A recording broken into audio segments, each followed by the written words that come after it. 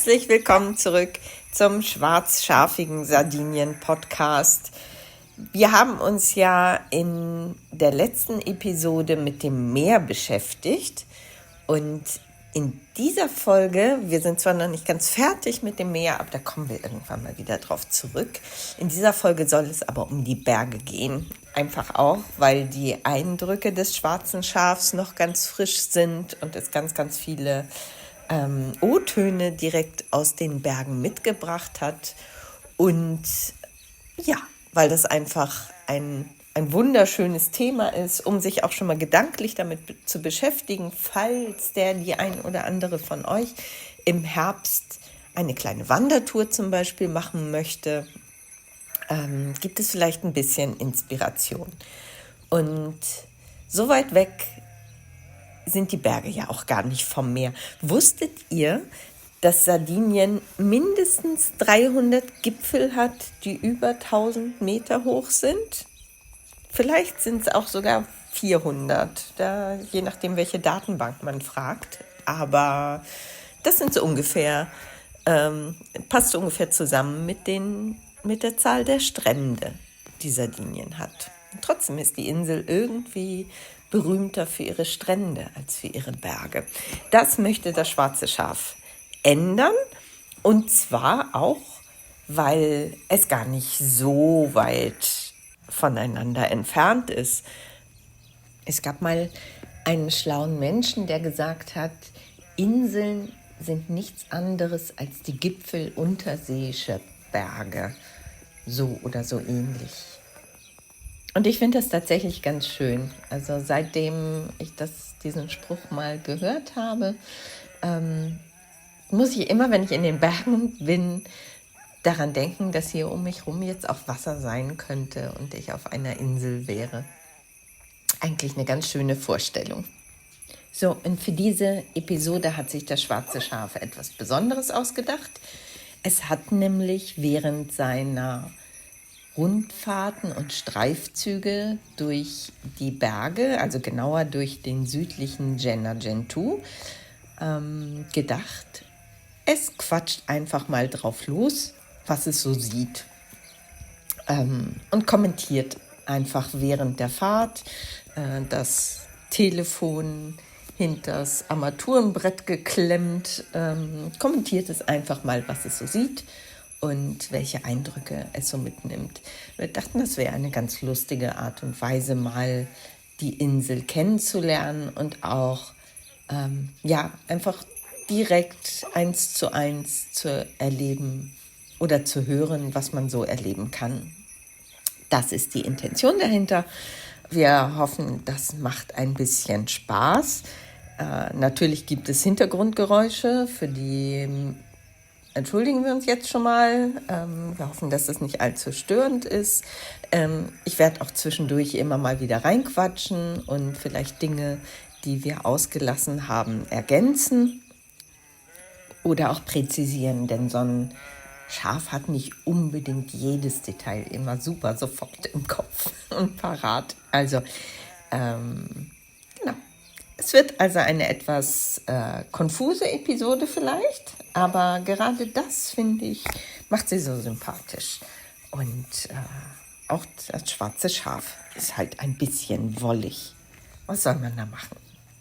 Mein Name ist Nicole Raukamp und ich rede mit einem schwarzen Schaf über Sardinien. Viel Spaß bei dieser Podcast-Folge.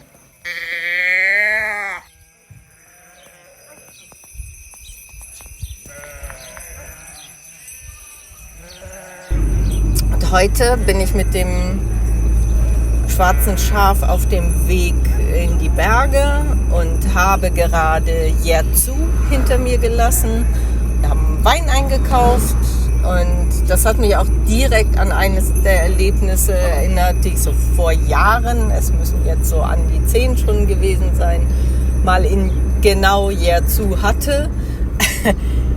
Da gab es nämlich eine Weinprobe so um die Mittagszeit und es war August und da habe ich mir das irgendwie noch angetan mit dem Sommer und ich kam etwas betüdelt aus der Kantina wieder raus, habe ganz schnell den Wein im Kofferraum verstaut und dann aber den nächsten Schattenparkplatz gesucht und erstmal 2 Stunden geschlafen, weil da ging mit Weiterfahren gar nichts mehr.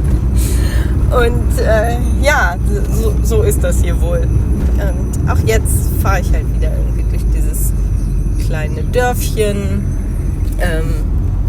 Jetzt aber bin ich schon, es müsste schon Ulassai, genau, es ist schon Ulassai, wo ich angekommen bin. Der Monte Tisidu, die berühmten Taki d'Ogliastra, diese Berg- und Felsabsätze, die sich so über dem Dorf erheben, sind zu sehen.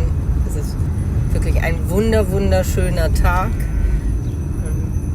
Hier so durch die engen Gassen zu fahren. Überall sind noch die Läden zu, weil es ist 16 Uhr, da ist ja bekanntlich noch Mittagspause. Nur ein paar Touristen sind hier unterwegs. Und naja, doch, man kommt so langsam aber wieder aus den Löchern. Hier stehe ich jetzt gerade, weil jemand aussteigen muss. Und die Straßen sind so eng, da wartet man dann halt. Und man wartet auch, jetzt wird noch jemand begrüßt. Auch da wartet man. Da sitzt ein älterer Herr in der Tür. Ist schon schön. Man hat die Ruhe weg, auf jeden Fall. So, jetzt geht es ein Stück weiter. So langsam wachen die Leute auf. Hier gehen 2 ältere Herren spazieren. Man muss immer gut aufpassen, hier nichts an- oder umzufahren. Nichts und niemanden vor allen Dingen. Und ja, es hat sich gemausert, Ulassai, in den letzten Jahren. Das ist auch der berühmten Stazione dell'Arte zu verdanken, die das Erbe von Maria Lai, einer wichtigen sardischen zeitgenössischen Künstlerin, verwaltet und zeigt und kuratiert. Und genau, es war hier jetzt auch sehr, sehr viel los in den letzten Wochen, weil es gibt ein paar neue Ausstellungen. Man hat hier auch ein paar Kunstwerke unter freiem Himmel so richtig zur Geltung gebracht. Es gab das Ulassai-Festival für Kletterer und Outdoor-Freunde, weil was man hier sehr, sehr, sehr gut machen kann, und das ist auch mein Plan in den nächsten 2 Tagen, ist Wandern, Klettern, Hiken, hatten wir schon, Mountainbiken, überhaupt viel draußen sein, viel in der Natur sein. Es gibt hier ja auch schöne Grotten, zum Beispiel, also die berühmteste ist die Grotte Sumamuri, wo wiederum auch ein Kunsthandwerkbetrieb, jetzt muss ich kurz mal aufpassen, da kommt ein Bus, so. Was so neben der Fahrt macht, ist es gar nicht so einfach, sowas aufzunehmen. Aber egal. Ist ja für einen guten Zweck und für authentisch und so, ne? Und für echt. So, wo war ich stehen geblieben? Die Kooperative Tessile Sumamuri ist genau dort angesiedelt und die stellt Teppiche her. Und wir sind jetzt übrigens gerade in Osini angekommen. Das ist das Nachbardorf von Ulassai, auch sehr hübsch. Und auch hier hängt ein Kunstwerk von Maria Lai an einer Hauswand. Das ist überhaupt auch ein sehr schönes Dorf mit langen Traditionen, mit Sinn für Kunst und Kultur. Ich fahre hier gerade an einer Skulptur von Costantino Nivola vorbei. Der Gute ist ja aus Orani, aber es gab halt zwischen den Künstlern Sardiniens zu jener Zeit schon einen regen Austausch. Und genau, Ursini genauso sehenswert wie Ulassai. Wenn man noch ein bisschen eigener wohnen will, dann kann man sich hier zum Beispiel ein B&B nehmen oder auch in Gairo, wo ich jetzt hinfahre. So, jetzt habe ich mich selbst unterbrochen und weiß gar nicht mehr, was ich eigentlich erzählen wollte. Wo war ich denn stehen geblieben? Komme ich vielleicht später noch drauf. Also, der weitere Ausblick hier ist nämlich jetzt gerade richtig schön wieder. Also, wir sind hier oberhalb, die Serpentinen führen oberhalb eines Flussbettes entlang. Und zu beiden Seiten erheben sich die Berge. Es ist eine wunderschöne Szenerie. Jetzt gerade fahre ich durch Ursini Vecchio. Und das ist nämlich genau wie Gairo Vecchio, das ich eben schon erwähnt habe. In den 1960er Jahren muss es gewesen sein, von einem Erdrutsch heimgesucht worden und alle Häuser sind verschüttet worden. Die Leute haben sich eine neue Heimat ein Stück weiter vorne halt am Berg gesucht, in was heute Ursini ist. Und Ursini Vecchio ist quasi noch da, um an diese Zeit zu erinnern. Und es gibt auch Führungen durch das Dorf. Es gibt ein Haus, das ist renoviert und da steht Home dran. Und genau, da kann man sich melden und sagen, zeig mir doch mal, was hier so war. Man kann natürlich auch ganz alleine hindurchstreifen. Gleiches gilt für Gairo Vecchio. Wenn man aus Ursini Vecchio rausfährt, ist Gairo Vecchio direkt gegenüber zu sehen. Und zwar unter dem großen, bunten Dorf, das da in den Berg geklebt ist. Das ist Gairo Sant'Elena. Das Dorf wurde nach dem Erdrutsch, der Gairo zerstört hatte, das war ein anderer, aufgebaut, quasi als Ersatz, einfach ein Stück weiter oben am Berg, wo man hoffte, dass es ein bisschen befestigter sei. Und darunter befindet sich halt noch irgendwie die Ruine des alten Dorfes. Sehr, sehr schön, wenn man da so durchstreift, und gibt viel zu entdecken. Also für Freunde von Lost Places ist das unbedingt eine kleine Reiseempfehlung, wie halt die ganze Region hier. Ne? Sonst wird ja das schwarze Schaf da auch nicht hinfahren. Aber es tut's. Genau. Wir fahren hier weiter über die Serpentinen. Zu der Geschichte von Gairo gibt es natürlich auch einen Blogbeitrag, den würde ich verlinken in dem Artikel zu dieser Podcast-Folge. Und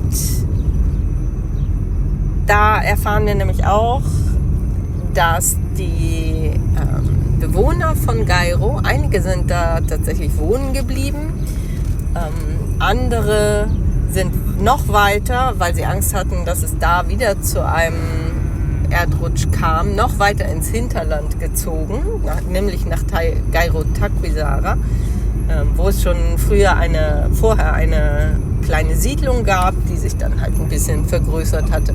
Und wieder andere sind nach Richtung Meer gezogen und haben dort Cadeddu und die Marina di Gairo gegründet.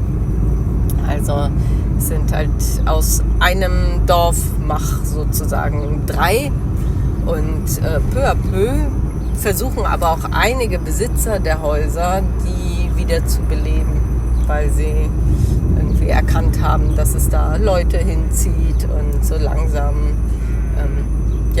haben sie auch Lust, sich um dieses kleine verlassene Dorf wieder zu kümmern. Es ist wieder zauberhaft heute und absolut zu empfehlen. Übrigens ist auch schon Kirschenzeit hier und man mag es glauben oder nicht. Ich bin gerade an einem Stand vorbeigefahren an der Straße, der Kirschen verkauft. Direkt hier aus der Region.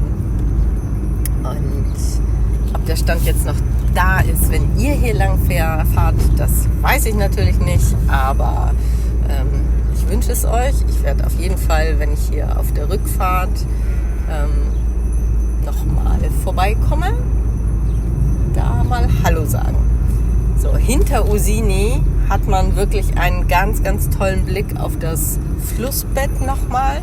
Und ich halte jetzt auch kurz mal an, um ein Foto zu machen. Und quatsch gleich weiter.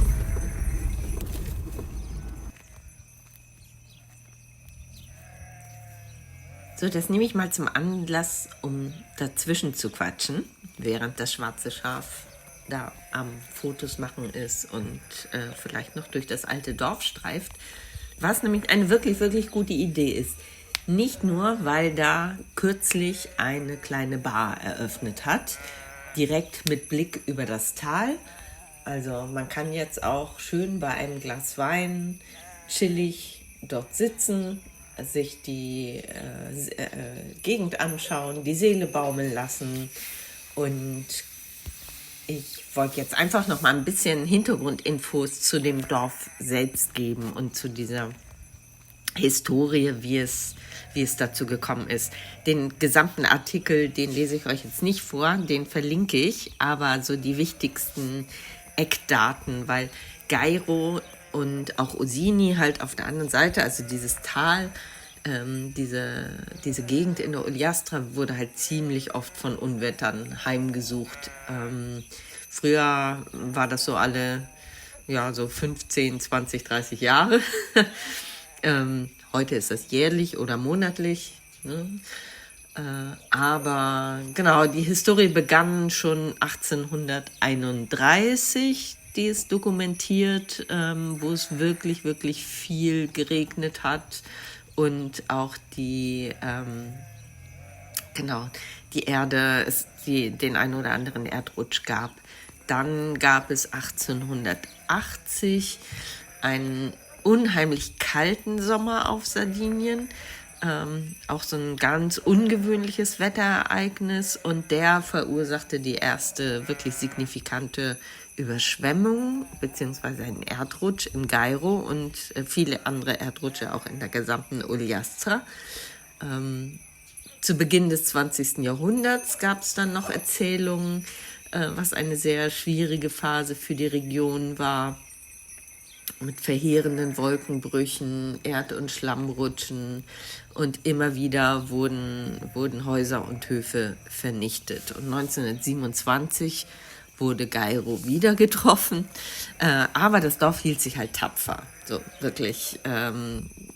Zwar wurde immer mal wieder so ein Haus zerstört, aber die Leute blieben halt an dem Platz, wo sie waren, mehr oder weniger sicher, wie sich dann herausstellte. Also dann war es so knapp 25 Jahre später, dass ein Unwetter kam 1951.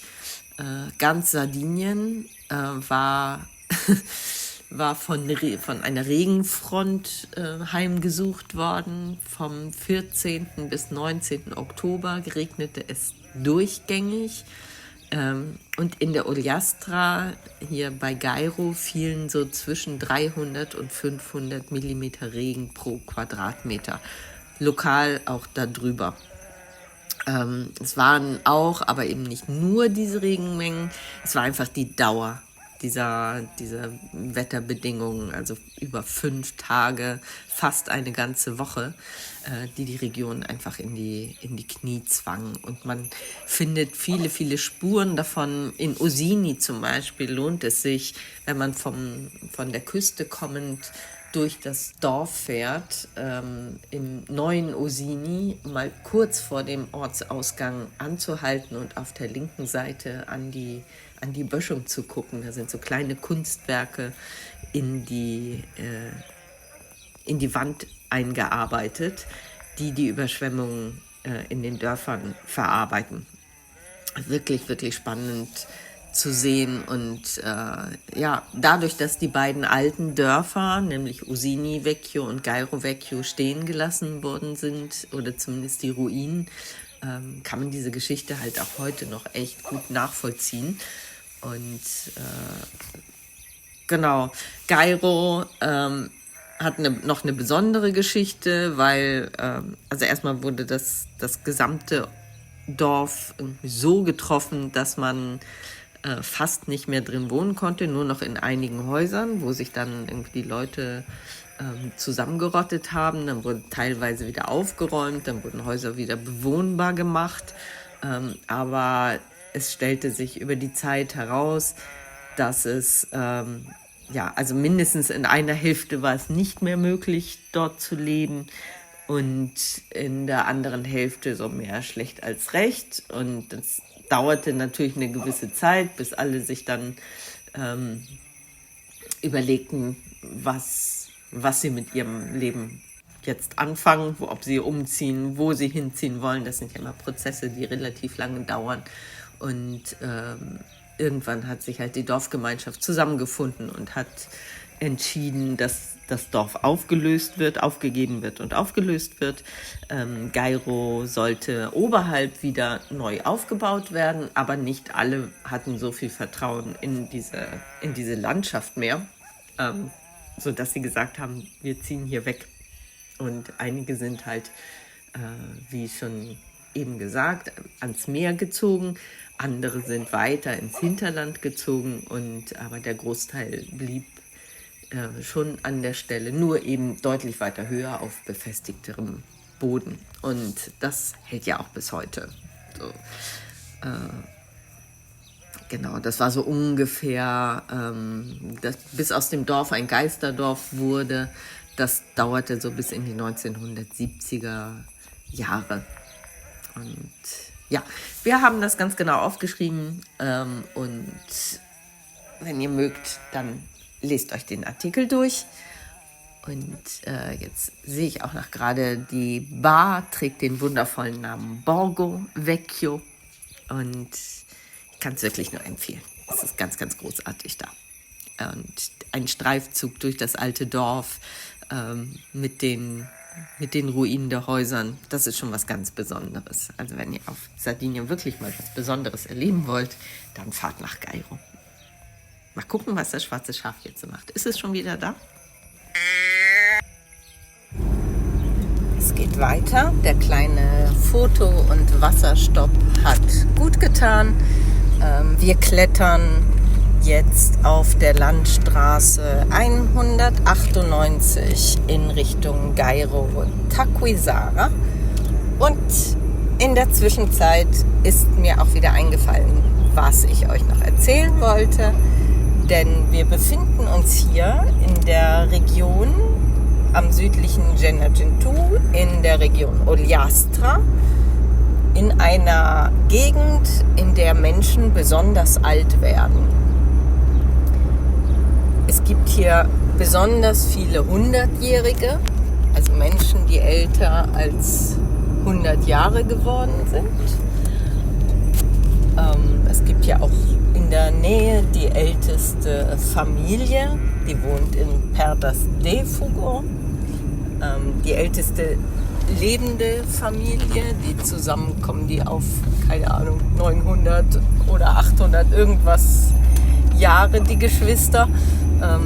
Ich habe dazu auf dem Blog auch einen Artikel auf www.pecoranera.eu, auch den werde ich verlinken, auch weil mir, wenn man hier so einfach ins Mikrofon quatscht, während man Auto fährt, natürlich nicht jede Zahl und jede präzise Kleinigkeit einfällt. Und dann könnt ihr es einfach nochmal nachlesen, wenn euch danach ist und wenn ihr es genau wissen wollt und noch ein paar Zusatzinformationen haben wollt. Denn mir fällt schon auf, wie schnell man hier tatsächlich so eine Serpentine auch entlang gefahren ist. Also das dauert gar nicht so lang, wie man immer denkt, wenn man am Strand unterm Sonnenschirm liegt, wo ich ja nicht liege, aber ihr dann halt oder jemand anders und denkt sich dann immer, ja, was soll ich denn da so Ewigkeiten ins Hinterland fahren? Nee, das sind gar keine Ewigkeiten. Man ist da relativ schnell. So, klar dauert's, aber man wird halt auch mit solchen Ausblicken wie eben bei Osini oder Ulassai oder Gairo belohnt. Und auch jetzt auf dieser kleinen Landstraße, es wird ein bisschen schattiger, weil es ein bisschen bewaldeter ist. Aber es ist traumhaft schön. Und das Flussbett zieht sich auch noch ein bisschen weiter. Das heißt, die Schlucht, es sieht aus wie so eine Schlucht, an der ich jetzt irgendwie oberhalb entlang fahre. Und wer das nicht gesehen hat, hat einfach Sardinien nicht gesehen. Das muss man so trocken sagen, wie es ist. Genau. Thema 100-Jährige. Also vielleicht fahre ich deswegen auch so wahnsinnig gerne in diese Region, weil mir dieser Vibe hier einfach so gefällt. Also ich bin ja schon auch mit diversen Artikeln und Sachen für die Arbeit irgendwie an diesem Thema hängen geblieben. So wie können wir eigentlich slow und also langsam und nachhaltig leben aber auch reisen. Und was ist eigentlich das Geheimnis der Leute, die hier sind? Wie machen die das eigentlich auch in unserer heutigen Zeit noch? Also natürlich sei mal dahingestellt, ob wir tatsächlich auch immer noch so alt werden mit unserer doch etwas hektischeren Lebensweise. Ob das immer noch klappt mit der jungen Generation, das muss man sich dann halt in 100 Jahren nochmal angucken.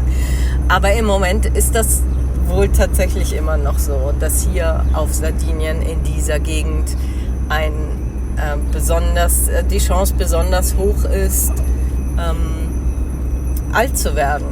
Und ich würde mir das zumindest wünschen. Und vielleicht ist ja irgendwie dadurch, wenn ich mich hier aufhalte, auch die Chance gar nicht so klein.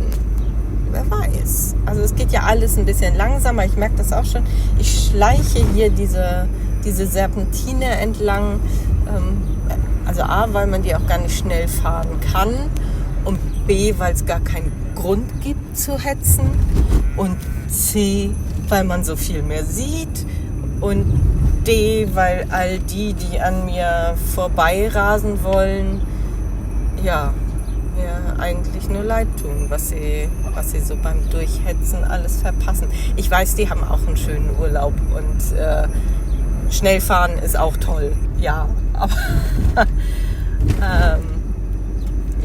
ich nehme den anderen Weg, den langsam. Denn langsam, aber sicher kommt man auch an. Und so ist es mir jetzt passiert. Ich bin in Gairo Taquisara angekommen. Ein total niedliches kleines Dorf.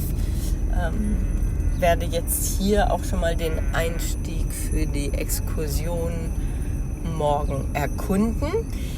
Ich habe hier ein ganz, ganz feines kleines B&B. Das habe ich schon im letzten Jahr ausfindig gemacht. Das Casa Rosa von einer entzückenden älteren Dame von Giza geführt. Und die erwartet mich. So, ich bin hier auch wieder hergekommen, weil ich mich halt echt wohl gefühlt habe. Werde zum Abendessen heute auch in das Ristorante Asfodelo ihrer Schwester gehen. Oder ist es ihr Bruder, der das macht? Also mit einem von beiden ist sie auf jeden Fall verwandt. Die andere ist angeheiratet. Das liegt direkt gegenüber vom Sportplatz. Und da, wo halt der Wanderpfad beginnt, zu dem ich morgen loslegen werde. Quasi am Ortsausgang von Gairo Taquisara hinter so einem kleinen Pinienwald. Das B&B selber, das Casa Rosa, ist direkt im Dorf. Und einfach ein wunderschönes kleines Dörfchen, in dem man sich sehr wohlfühlen kann, gut gelegen, um halt die weitere Gegend noch zu erkunden, weil es wird mich noch nach Seui führen. Und ja, wenn euch das neugierig gemacht hat, werde ich darüber auch nochmal einen Podcast machen. Ja, worüber es nicht alles quatschen will, dieses schwarze Schaf. Also die Themensammlung ist ja mittlerweile 37 Seiten lang. Wer das alles verpodcasten soll, das weiß ich jetzt nicht so genau. Naja, uns fällt schon was ein. Aber ich erzähle jetzt einfach mal so über die kleine Wanderung, die ich gemacht habe. Auch weil da wirklich schwierig war, nebenher aufzunehmen. Da hättet ihr mich einfach nur schnaufen hören. und da wäre kein normales Wort rausgekommen, weil es geht ab Gairo Taquisara. Die Wanderung ist wirklich nett und auch einfach, aber es geht die ganze Zeit bergauf. Und das merkt man dann irgendwie so bei mir schon nach 100 Höhenmetern. Andere kommen wahrscheinlich irgendwie in 0, nichts da hoch. Es stehen unten 35 Minuten, glaube ich, dran für den Weg. Ich habe 45 gebraucht, weil ich einfach auch an jedem Pilz, der da rumflöht, oder jeder Blüte, auf der ein Schmetterling sitzt, anhalte, oder wann auch immer man durch die Bäume guckte und einen Ausblick hatte, musste davon natürlich auch noch ein Foto gemacht werden. Also ich brauche immer sehr, sehr viel länger, wenn ich alleine bin, für Wanderung, und bergauf ist wirklich nicht meins. Also da merkt man wirklich, dass ich so ein Flachland-Tiroler bin, so aus Schleswig-Holstein komme. Da ist nichts zu wollen mit Bergsteigen, also auch nach 15 Jahren noch nicht. Ich mache das zwar, weil es auch wunderschön ist, aber es ist nicht meine Kernkompetenz. So.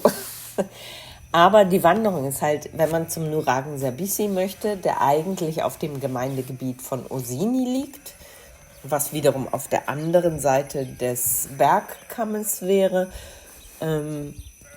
ist diese Wanderung bei Gairo wirklich der einfachste Weg, da mal schnell hinzukommen. Weil von der anderen Seite dauert es schon länger. Also auch die Anfahrt über Ulassai und Osini, das sind ein paar Kilometer Schotterstraße, die man da lang fahren muss. Und wenn man mit dem Mietwagen unterwegs ist oder mit so einem schnuffeligen kleinen Panda, das dauert halt, und man müsste eher wandern. Jetzt, wo ich so rede, wahrscheinlich ist es von der anderen Seite jetzt auch einfacher mit den Autos von heute. Aber mit vielen Mietwagen darf man ja einfach auch diese Schotterstraßen nicht lang fahren. Das heißt, man muss das laufen. Und das Laufen ist halt relativ weit. Wenn man von dem Start des Wanderpfades ausgeht, ist es über 1,5 Stunden, wenn ich mich richtig entsinne. Das, was ich damals gegangen bin, als ich das erste Mal da war. Und dann ist es von Gairo Taquisara um einiges einfacher. Aber eben die ganze Zeit bergauf. Und dann ist man oben bei dem Nuragen Serbisi. Und der ist wirklich wahnsinnig schön. Also nicht nur das Panorama, wenn man oben drauf steht und rundum 360 Grad Panorama über die umliegenden Berge und Täler hat, ist fantastisch. Auch der Nurage selbst ist ganz besonders, weil er wird auch der große Weiße genannt, weil er aus Kalkstein gebaut ist. Und ja, einfach so, der steht da so strahlend mitten im grünen Nichts. Und ja, es ist wirklich ein toller Nurage. Hat auch noch eine andere Besonderheit außer der Farbe, nämlich er ist über einer Grotte gebaut. Das heißt, man kann unter ihm hindurchgehen. Der einzige Nurage auf Sardinien, bei dem das so ist. Und diese Grotte haben früher die Hirten genutzt, und man geht auch davon aus, dass auch die nuragischen Nomaden oder Halbnomaden diese Grotte genutzt haben, dass das einfach auch ein Grund war, dort einen Nuragen zu bauen. der vermutlich auch eher als Lagerstätte gebaut wurde und natürlich als Ausguck in der Region. Es gibt noch 2, 3 andere Nuragen, die nicht mehr so gut erhalten sind, in Sicht oder in Rufweite. Mir fällt jetzt der Name dessen auf der anderen Seite nicht ein. Auch eine ganz, ganz tolle Wanderung oberhalb von Gairo Taquisara auf der anderen Seite des Tals von der Grotte Taquisara, die auch wunderschön ist. Also man kann sich in diesem winzig kleinen Ort schon wirklich, wirklich gut beschäftigen. Den Link zur Grotte und dem Artikel, den ich darüber geschrieben habe, den stelle ich auch nochmal in die Beschreibung der Episode. Und genau, also der Nurage ist allein wegen seiner Lage schon absolut sehenswert und wenn man schon einen Nuragen auf Sardinien besuchen oder besichtigen will, dann ist so neben dem Weltkulturerbe Sunuraji in Barumini Sebisi wirklich der Nurage schlechthin. Vielleicht noch ein paar Facts. Liegt auf 964 Metern Höhe. Andere Quellen sagen 952 Meter. Damit kann aber auch die Höhe des Nuragen selbst noch gemeint sein, weil er ist gut intakt und der zentrale Turm ist ziemlich hoch.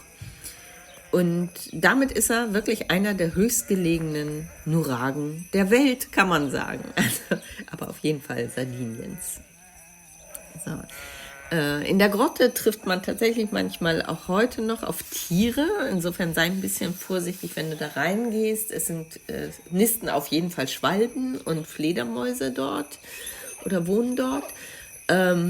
Manchmal trifft man aber auch auf Ziegen oder auf Wildschweine. Beide Tierarten sind in der Regel auf Sardinien einigermaßen freundlich, wenn du sie nicht reizt, aber sie können dann halt schon, wenn man in dieser Grotte ist und nicht damit rechnet, das kann schon ein bisschen schwierig sein. Also, genau, das wäre so mein Wander- und Ausflugstipp.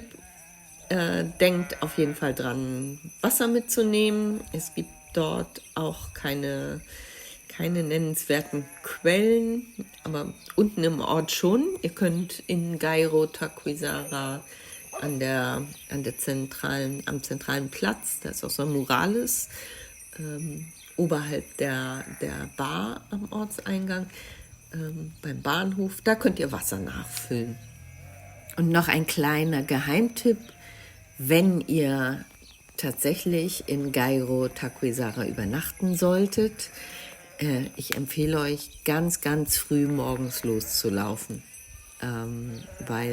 oder spät abends. Aber früh morgens, wenn die Sonne aufgeht, dann leuchtet der helle Kalkstein in dem aufgehenden Orange des Planeten tatsächlich noch ein bisschen schöner als am Abend. Aber auch wirklich abends zum Sonnenuntergang, ganz toller Platz, Welt. Absolut zu empfehlen. Und vielleicht auch einen Feldstecher mitnehmen oder ein Teleobjektiv, denn vom Nuragen Sebisi sieht man rüber bis zur Perda Eliana, diesem monolithischen Gipfel, der auch so Wegweiser für die Hirten damals war. Da habe ich übrigens einen uralten Nuragenreim ausgegraben, den das Schwarze Schaf irgendwann mal verfasst hat. Achtung, Kunst. Hier steht Sebisi, der Blick reicht weit, zur Perda Eliana, dem Zeichen der Zeit. Ein Nurage, der sich vertunnelt, da wo die Ziege ihre Zeit verbummelt. Hier ist viel Raum für Einsamkeit. So, während wir hier schön gemütlich sitzen, trabt das Schwarze Schaf noch durch Sewi und stellt mal wieder ein paar neugierige Fragen, ist am Schlemmen, wird sicherlich auch das eine oder andere Glas Wein finden, will noch irgendein Museum angucken. In Sewi gibt es tatsächlich sogar 4 oder 5 Museen. Also man kann sich da durchaus beschäftigen. Das Dorf hat echt einige Überraschungen. Also wenn man da ein bisschen länger bleibt und sich damit beschäftigt. Ich weiß noch, wie ich also es war gut 10 Jahre her, war ich zum ersten Mal in Sewi und habe gedacht, irgendwie, was soll ich hier eigentlich? Hier ist ja nichts, aber das wirkt nur auf den ersten Blick so ausgestorben. Und man muss sich das nicht in der Dorfbar mit 27.000 Ignuser schön trinken, gar nicht. Denn das kleine Dorf hat, ich glaube, 4 zueinander gehörende Museen. Und da gibt es einen, wie heißt der jetzt? Palazzo Liberty heißt er, glaube ich. Oder das Casa Farci. Das ist ein Philosoph, ein Literat, der in Sewi lebte und die Sardische Aktionspartei gegründet hatte. Und man findet im Dorf an den Wänden der Häuser auch ganz viele literarische Kacheln, wo Texte geschrieben sind, nicht nur von Farci, aber auch von ihm. Und dieses erste Museum, wo wir aber waren, das ist noch ein Ticken spannender, weil dort lebte ein anderer Herr, aus dessen Kopf das Prinzip der Television stammen soll, auf dem das Faxen beruht. Also das war irgendwie Anfang des 20. Jahrhunderts, hat der es geschafft, eine Fotografie von einem Raum in einen anderen zu übertragen. Und dann irgendwann hat er natürlich, also das war damals eine ziemliche Sensation und das halt irgendwie von so einem Typen aus so einem kleinen Bergdorf auf einer Insel im Mittelmeer. So, und ja, er hat dann halt irgendwie Sardinien verlassen und ist nach London gegangen und hat dann geschafft, 1917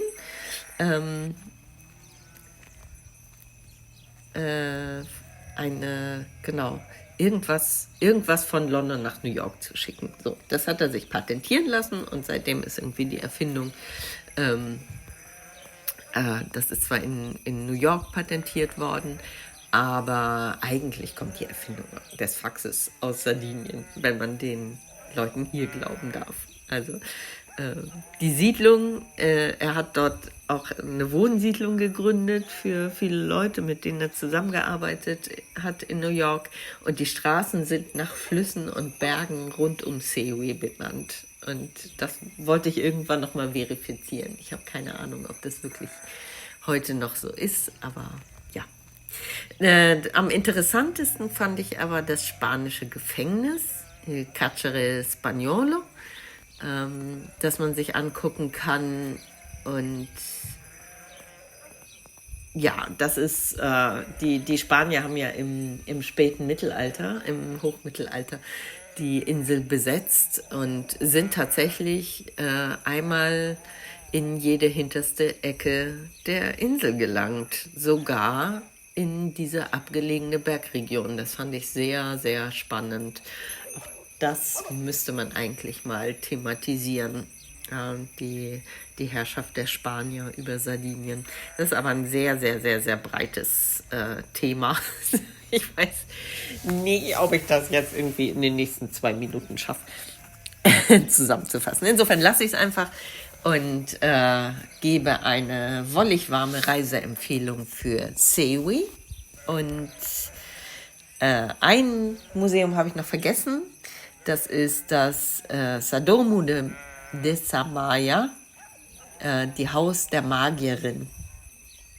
Und da geht es halt um Wunder und religiöse Magien, auch so ein bisschen Heilkräfte, die den Frauen damals irgendwie nachgesagt wurden, vor langer Zeit. Da muss ich auch nochmal wieder hin. Genau. Und jetzt aber macht sich auch das schwarze Schaf, glaube ich, langsam auf den Rückweg. Und das begleiten wir einfach nochmal, weil es nämlich von Sewi aus mitten durch den Gender Gentoo fährt. Und das ist einfach nur rasend toll. Ich habe früher irgendwann mal behauptet, irgendwo, dass es nicht möglich sei, die Sardischen Berge zu queren, dass man zwingend außen rumfahren müsse. Das ist falsch. Da muss das schwarze Schaf sich korrigieren, denn ich mache gerade genau das. Ich war heute oder die letzten Tage in der Ogliastra im südlichen Gender Gentoo und fahre jetzt in Richtung Nuoro. Und zwar auf einer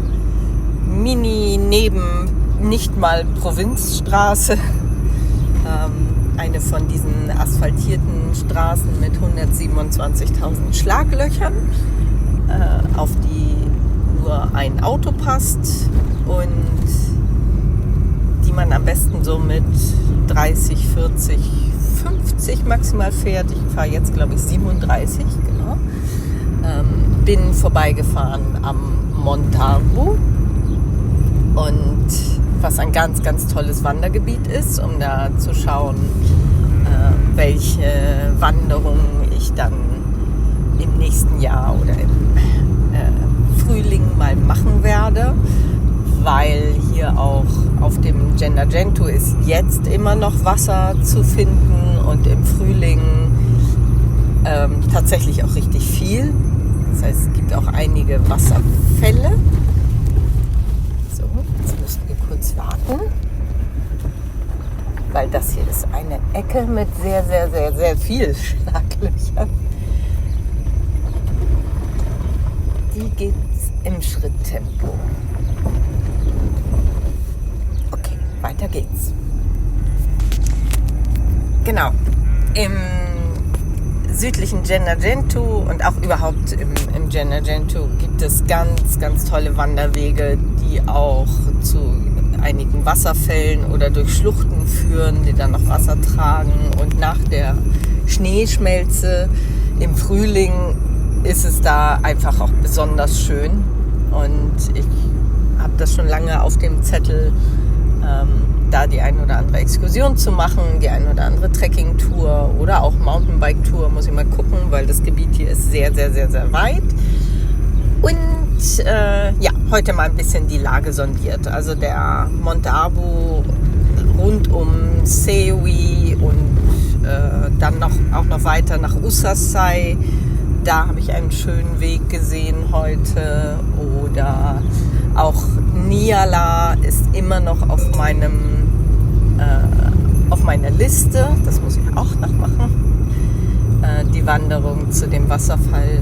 Und ja, das kommt dann alles im nächsten Frühling. Das schwarze Schaf wird ja nicht müde. Jetzt gerade kommt hier die Perda Eliana in Sicht. Das ist ja dieser ganz berühmte Felszacken im Gender Gentoo, in dem man auch eine ganz einfache Wanderung rundherum machen kann oder aber eine sehr viel längere Wanderung noch über die Nachbarberge. Aber wer zum Beispiel eine Einstiegsdroge in die sardische Bergwelt braucht, ist tatsächlich mit der Perda Eliana wirklich gut bedient, weil sie einfach was fürs Auge ist. Ist quasi wie es ist ein erloschener Vulkankegel, beziehungsweise der Lavapfropfen eines ehemaligen Vulkans und die Erde drumherum hat sich halt abgesenkt und sieht tatsächlich aus wie ein kleiner Vulkan. Also Wird auch von den Einheimischen, es gibt eine Legende dazu, dass dort der Eingang zur Hölle sei. Einen kleinen Blogbeitrag auf Pecoranera.eu. Da könnt ihr nachlesen, wie genau das zustande kam. So, da habe ich jetzt gerade den Randstein mitgenommen. Aber wenn man langsam fährt, ist auch das machbar. Genau. Die Perda Eliana, da waren wir stehen geblieben. Ein kleines Naturmonument oder ein großes Naturmonument auf Sardinien. Kann man sich wirklich mal antun. Und von da aus dann gucken, ob man nicht Gefallen daran hat, in dieser Weite des Gennargentu noch weiter zu wandern. Es gibt wirklich endlose Möglichkeiten, sich hier die Zeit zu vertreiben. Und ja, hinter mir sind die Tonnerie.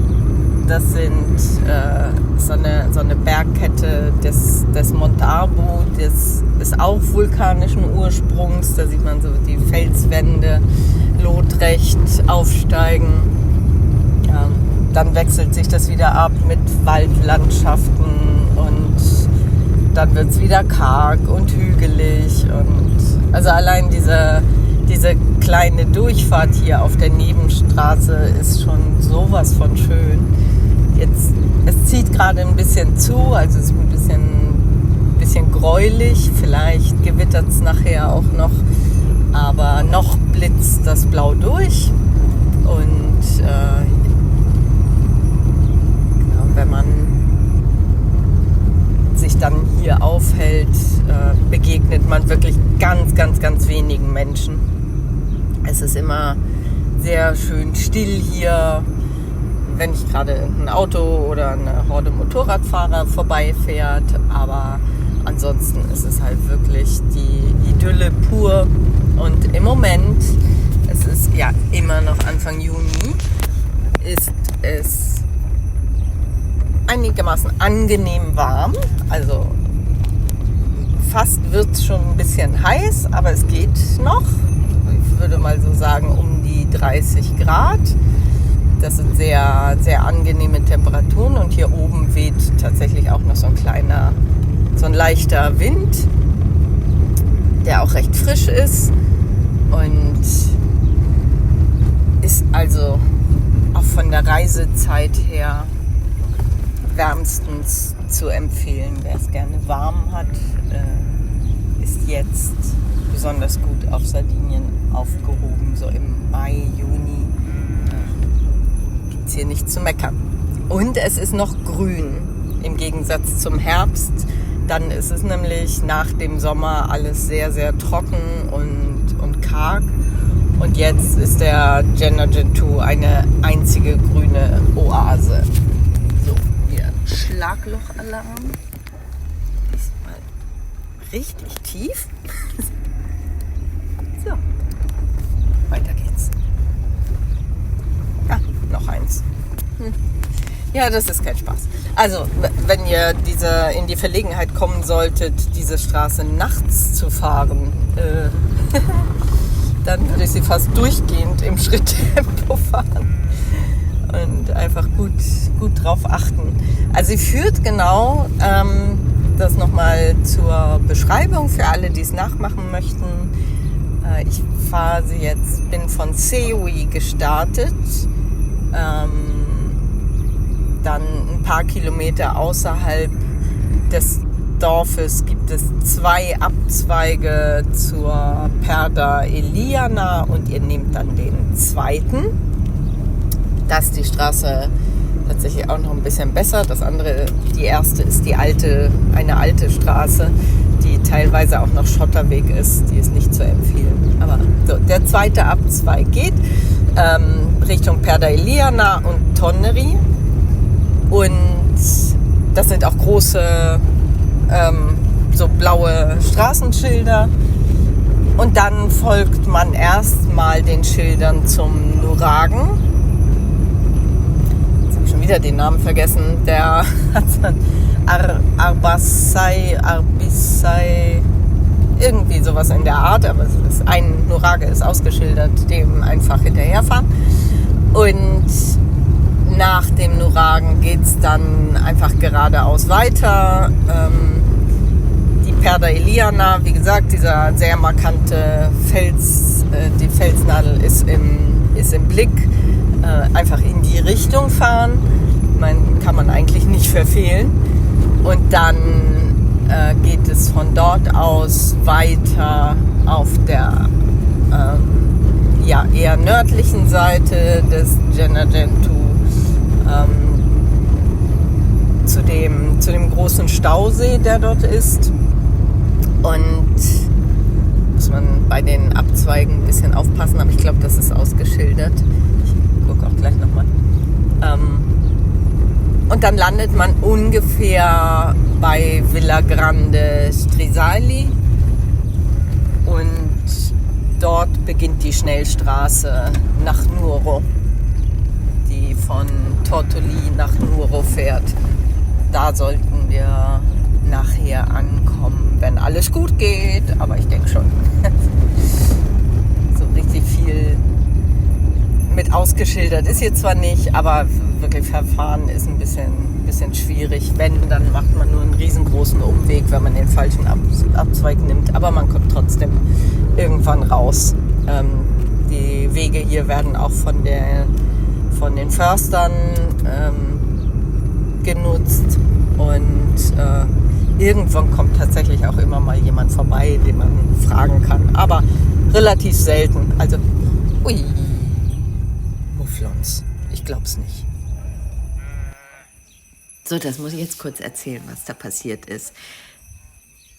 Stell dir vor, du fährst diese klitzekleine Mini-Nebenstraße entlang, quasi im Schritttempo wegen der ganzen Schlaglöcher.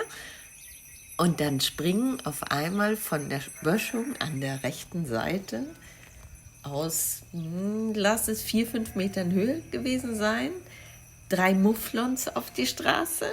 Und 2 davon haben sich sofort in ein Gebüsch versteckt und sind da auch erstmal nicht wieder rausgekommen. Ich bin auch ausgestiegen, um sie zu sehen, zu gucken, aber die waren so mucksmäuschenstill und unsichtbar. Man sieht sie einfach nicht.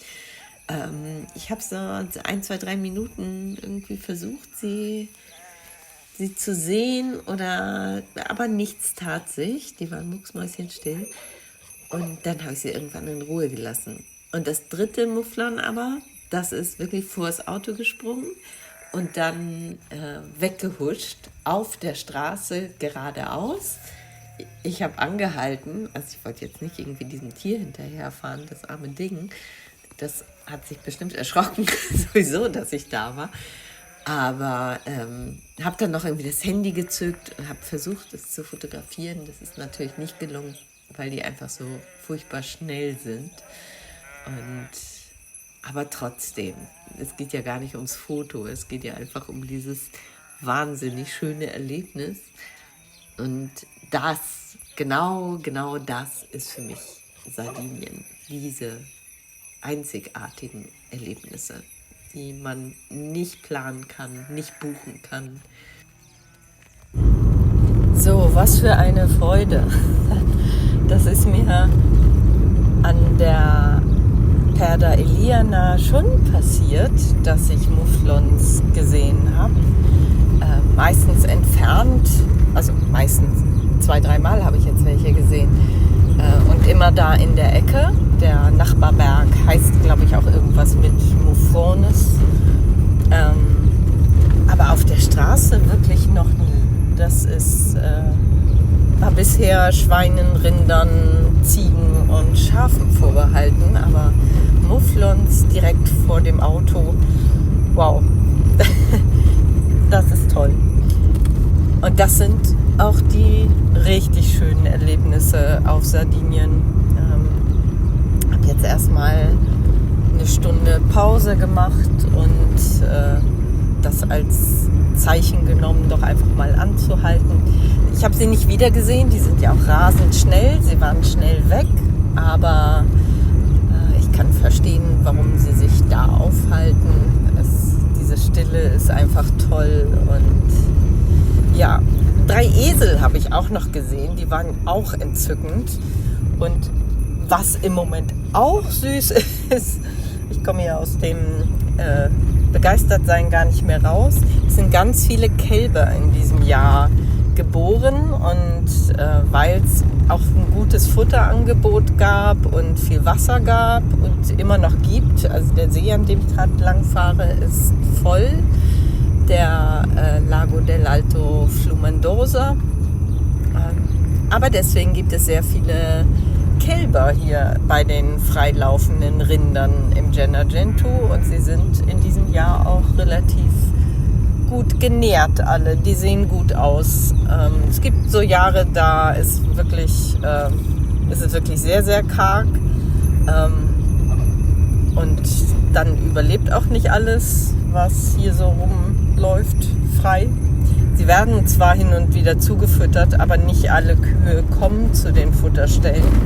Und das ist halt der Nachteil der freien Weidetierhaltung, so wie man es irgendwie seit Jahrhunderten hier gemacht hat im Gennargentu.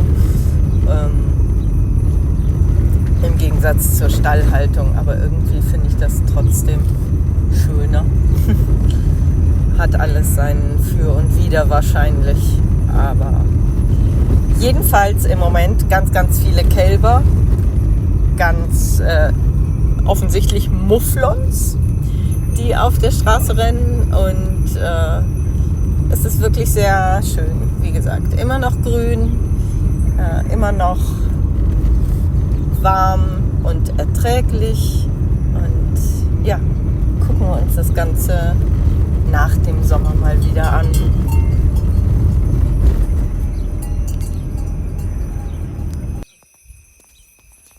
So, das war es zunächst mit den Eindrücken des schwarzen Schafs vom südlichen Gennargentu.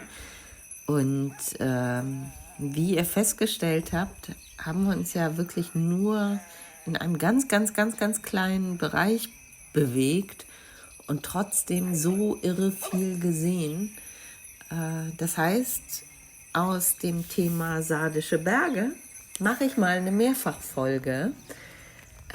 Die wird mit Sicherheit noch eine Episode weitergehen und vielleicht sogar auch noch eine 3. und eine 4, weil es einfach so viel zu sehen und zu erleben gibt. Beim nächsten Mal kümmern wir uns dann einfach mal um das Bekanntere, nämlich um die wirklich zentralen höchsten Gipfel. Wenn man Gennargentu hört, dann denkt man ja eigentlich eher erstmal an die. Also Punta la Marmora, Broncospina, so Dörfer wie Fogni und Desulo. Wenn man überhaupt mal von Gennargentu gehört hat, dann ja eher von diesen Zielen.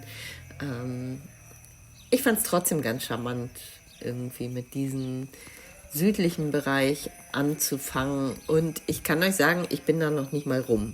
Also auch dieser Durchstoß durch das Bergesinnere, auch da sind wir ja nicht über den höchsten Gipfel gegangen. Also es wäre zumindest noch mal eine Folge wert, die höchsten Gipfel zu beschreiben. Da habe ich auch schon schöne Touren gemacht. Das werde ich mir für die nächste Ausgabe mal vornehmen vielleicht. Und dann geht es ja auch noch so um die Dörfer wirklich weiter runter in Saggiadano. Wenn man von Sewi weiterfährt, dann kommt man ja noch, wo kommt man denn dann hin? Nach Sardali kommt man, glaube ich, noch. Da ist noch Ussasai oder es ist noch vor Sewi. Genau. Aber Gadoni, dann kommt man so Richtung Teti und Tiana, aber wenn man anders abbiegt, auch nach Nuri und Oroli.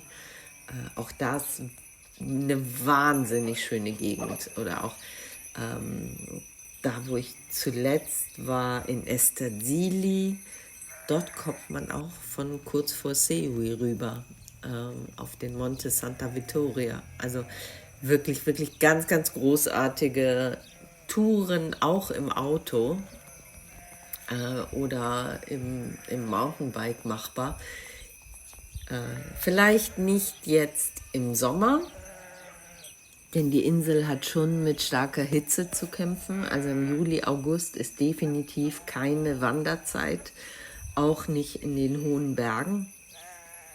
Das kann man höchstens nachts machen, auch wenn es da viele, viele Waldwege gibt, aber es ist trotzdem warm. Also es gibt keine wirklich große Abkühlung in den Bergen. Das ist hier ein bisschen anders, als man es vielleicht aus anderen Bergregionen der Welt erwarten mag. Dazu sind die Berge einfach zu niedrig mit so bummelig 1800 Metern in dieser Klimazone. Da kühlt es nicht wirklich sonderlich ab. Also wandern würde ich mal so auf den Frühling, Herbst verlegen. Wie ihr gemerkt habt, diese Folge habe ich auch im Juni aufgenommen. Da ging es noch mit Wandern. Sie wird im Juli gezeigt bzw. ausgespielt. Und da, nein. Ich muss aber dazu sagen, ich habe meine Wanderung auf die Punta La Marmara auch im Sommer gemacht. Das ist allerdings schon gut 10 Jahre her und es war nachts. Das war eine Nachtwanderung. Wir sind abends irgendwann gegen 18 Uhr los. Das war auch noch warm. Und haben dann oben auf dem Gipfel gebiwakt und sind am nächsten Morgen früh nach dem Sonnenaufgang wieder zurück. Das war eine ganz fantastische Trekking-Tour, die wir da gemacht haben. Und das ist das Einzige, was man im Sommer wirklich empfehlen kann. Und wer das gerne machen möchte, Daumen hoch, unbedingt zu empfehlen. Tagsüber der gesamte Trek auf die Punta La Marmora ist baumlos. Auch wenn es rundherum um den Genda Gentoo sehr, sehr viel Wald gibt. Auf die höchsten Gipfel kommt man nur in voller Sonne. Und ich sag euch, das ist nicht angenehm. Ich bin schon einmal wieder umgekehrt, weil es nicht erträglich war und habe es dann lieber im Frühling nochmal versucht.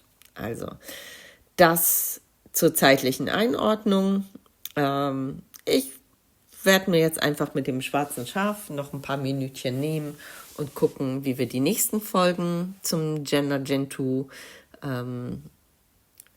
strukturieren und was wir euch da erzählen. Und genau, bis dahin würde ich mal sagen, habt ihr eine schöne Zeit beim Badeurlaub oder auch nicht im Urlaub. Vielleicht habt ihr ja auch das Pech, gerade nicht auf Sardinien zu sein. Oder auch das Glück. Ich habe gelesen, dass das mit der Sommerhitze schon in der nächsten Woche anfangen soll. Und das ist immer so mittelangenehm. Also Klimawandel lässt grüßen. Und wer es nicht hören will, ist jetzt sowieso am Ende des Podcasts angelangt. Also, habt eine gute Zeit. Und egal, wo ihr seid, egal, was ihr macht und wenn ihr auf Sardinien seid oder demnächst wieder hinfahrt, habt einen ganz, ganz wundervollen Urlaub. Bleibt dem schwarzen Schaf gewogen, immer schön wohlwollig bleiben und wir freuen uns auf die nächste Episode. Bis dahin, alles Gute und bäh.